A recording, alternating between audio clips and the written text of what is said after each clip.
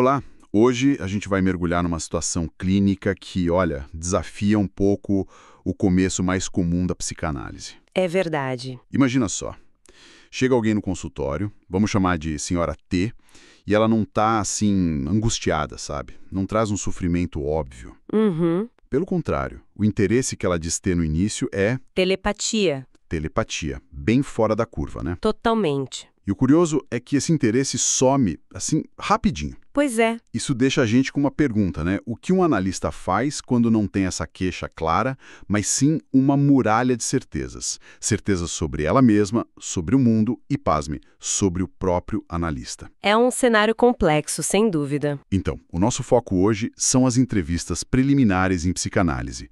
Aquela fase inicial, sabe? Antes da análise propriamente dita começar. O que acontece ali de verdade? Por que é tão importante? Fundamental, né? Para explorar esse, a gente vai usar um estudo de caso bem rico sobre essa senhora T, que foi detalhado pelo Adilson Reichert, baseado no material clínico do Francisco Hugo Freda. Um material muito interessante, aliás. A ideia aqui é investigar como se lida com essa falta de uma demanda clássica, né? Como é que se navega essa certeza toda do paciente? Qual o papel delicado do analista nesse começo? Os desafios técnicos, éticos. Tudo isso está em jogo. Ok, então. Vamos desembrulhar isso. Vamos lá. Então, começando pela chegada da senhora T, como a gente falou, a telepatia fica para trás logo.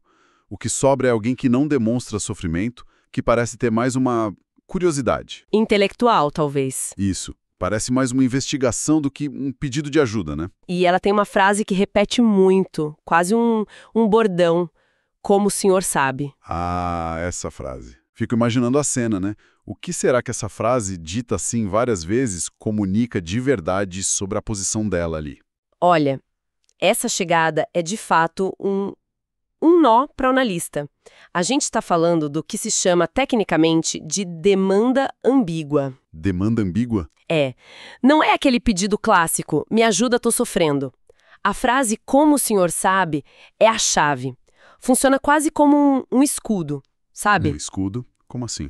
Em vez dela se colocar na posição de quem busca algo que não sabe sobre si, a senhora T meio que inverte o jogo.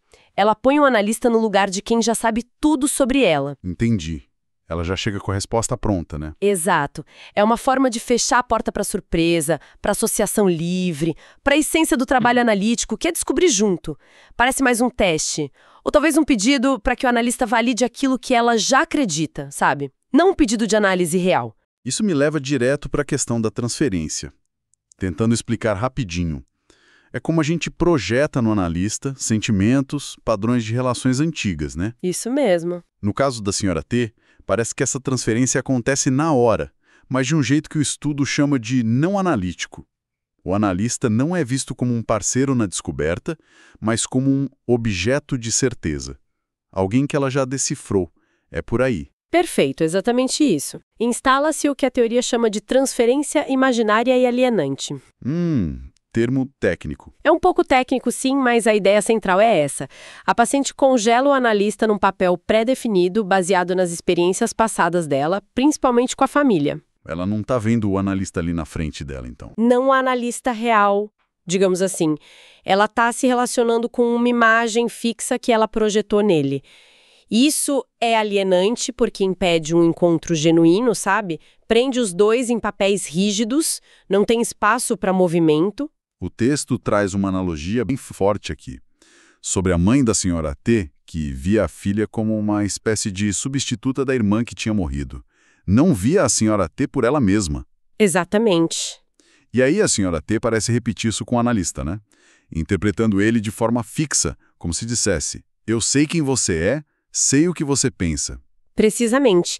A dinâmica familiar se repete ali na relação transferencial, do mesmo jeito que ela se sentia interpretada pela mãe, fixada num lugar que não era o dela, ela agora interpreta o analista, atribui a ele intenções, pensamentos, certezas. Tem até um exemplo disso no caso, né? Sim, a convicção dela de que o analista discutiu o caso dela com colegas, mesmo sem nenhum indício.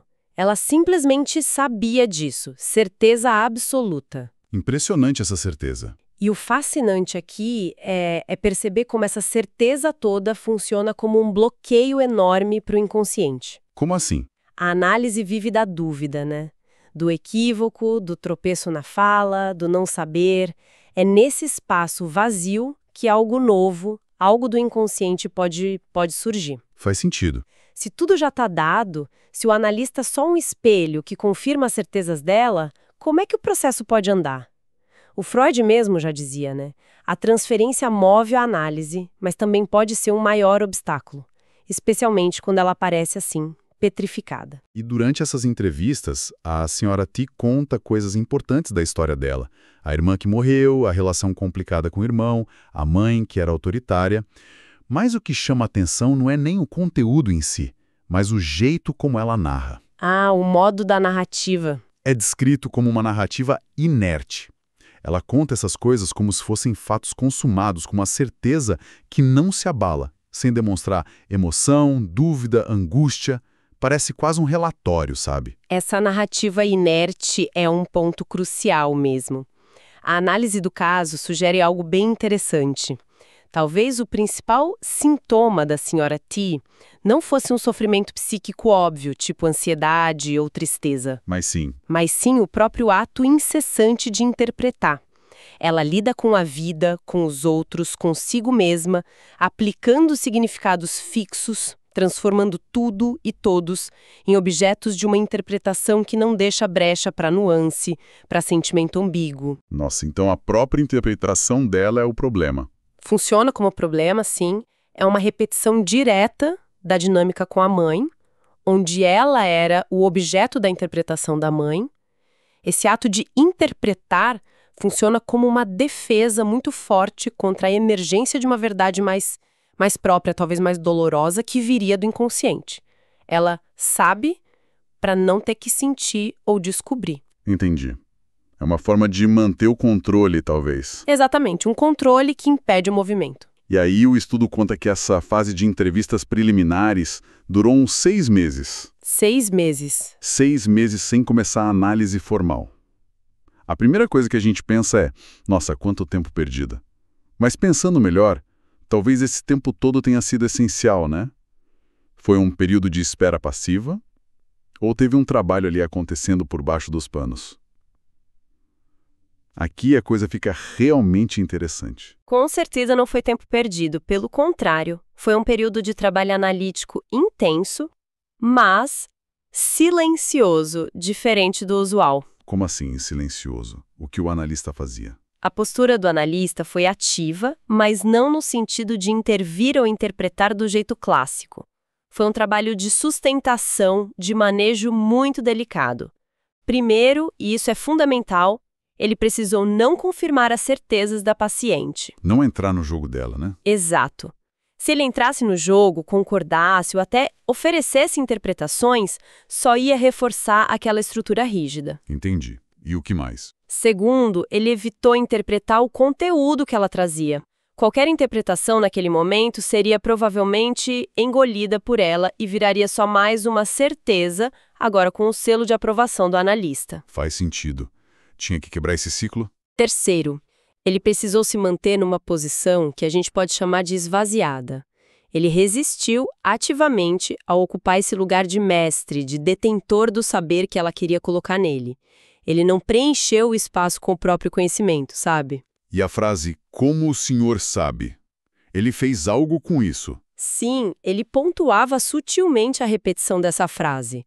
Não para dar um significado fechado, mas para sinalizar que algo ali insistia, que era um ponto importante na fala dela, para marcar repetição. Então a estratégia não era bater de frente com a certeza, mas talvez criar um espacinho para algo diferente acontecer. É isso. Exatamente. O objetivo desse manejo todo, bem cuidadoso, era o que o estudo chama de dialetizar a certeza. Dialetizar a certeza. Gostei da expressão. É ótima, né? Não se trata de destruir a certeza dela, mas de introduzir, quem sabe, uma mínima tensão ali, uma possibilidade de diálogo interno onde antes só tinha monólogo. É como tentar bem de leve colocar um ponto de interrogação onde a paciente só enxergava ponto final. E aí entra aquela ideia lacaniana que você mencionou antes. Isso, a ideia do analista precisar sair do lugar de sujeito suposto saber, ou seja, daquele que supostamente sabe tudo sobre o paciente. Ele tem que se recusar a ser esse sábio. Tem. Ao recusar esse lugar, ao se tornar um pouco mais enigmático, digamos, um lugar vazio ou objeto A, como diz Lacan, o analista pode paradoxalmente instigar o desejo do paciente de saber por si mesmo.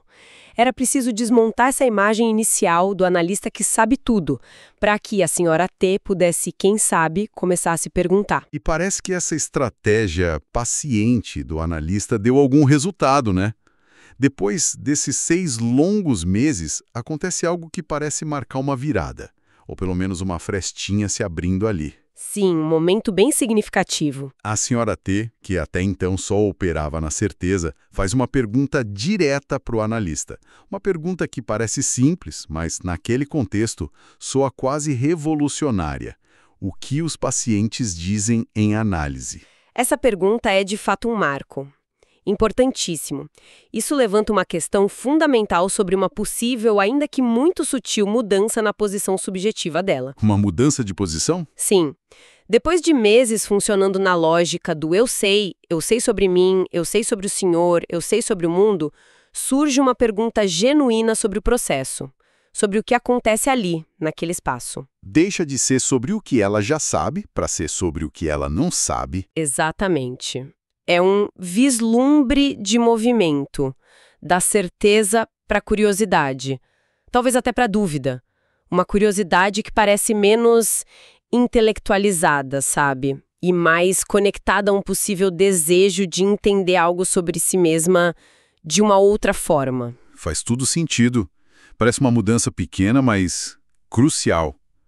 Daquela demanda inicial que parecia ser mais por confirmação para algo que se aproxima mais de uma demanda de análise de verdade. Exatamente. A gente pode pensar nessa diferença entre a demanda inicial, que era, no fundo, um pedido para que o analista confirmasse a visão de mundo dela, um pedido de reconhecimento dessa certeza. E a possibilidade de surgir uma demanda de análise mesmo. Isso.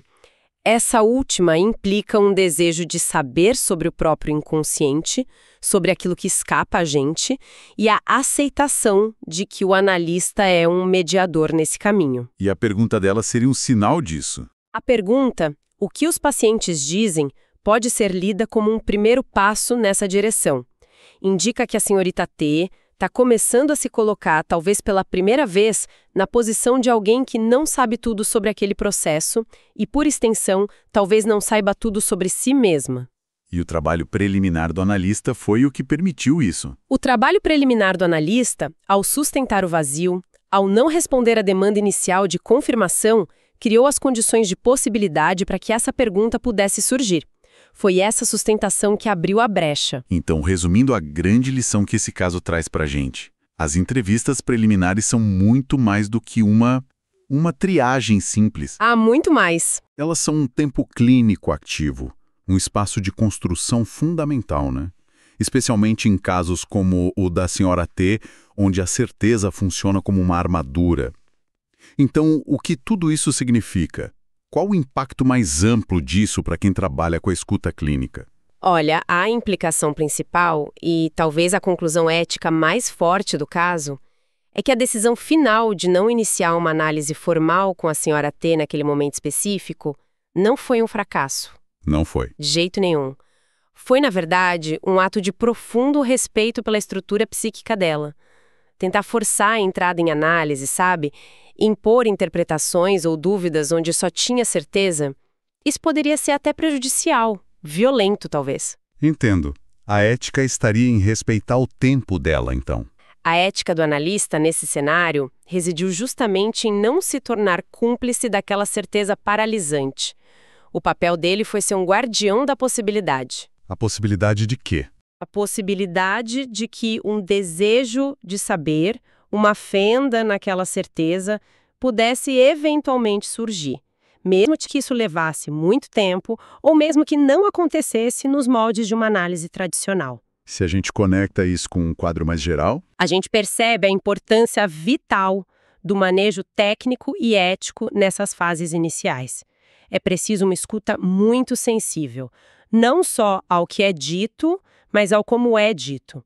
E uma paciência estratégica para sustentar um lugar que permita ao paciente encontrar ou construir a sua própria porta de entrada para o inconsciente. não é só seguir um manual, né? Longe disso. Não se trata de aplicar um protocolo, mas de responder à singularidade de cada sujeito, especialmente diante de estruturas que desafiam a gente a sair do lugar comum. A ética está em não querer analisar a qualquer custo, mas em criar as condições para que um desejo autêntico de análise possa, quem sabe, se articular. É uma perspectiva que exige, nossa, muita sensibilidade e paciência do analista, né? Sem dúvida, muita. E talvez isso deixe a gente com uma reflexão que vai além do consultório, sabe? Qual seria? Até que ponto na vida da gente, nas nossas interações, aquela necessidade que às vezes bate forte de ter certeza, de já saber a resposta, de fechar logo a questão, até que ponto isso pode acabar impedindo a gente de escutar de verdade o outro?